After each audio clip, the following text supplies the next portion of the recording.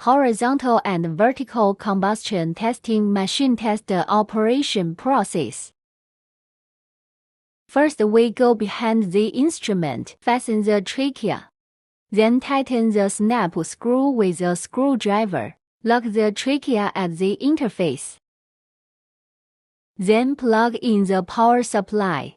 And we are coming up over the device. Connect the ventilation and exhaust pipes with cable ties.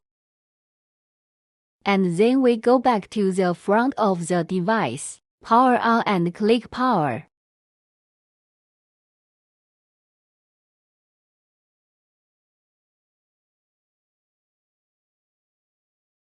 Then select the 50W V vertical method on the screen. So now we can see the interface. Now you can see that there are many buttons on the operation interface. The first one is the home page. Just go back to the home page and click again.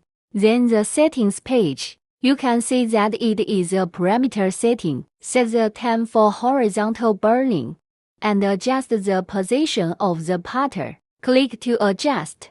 And then there's exhaust, there's lighting, there's gas. This can be used during testing.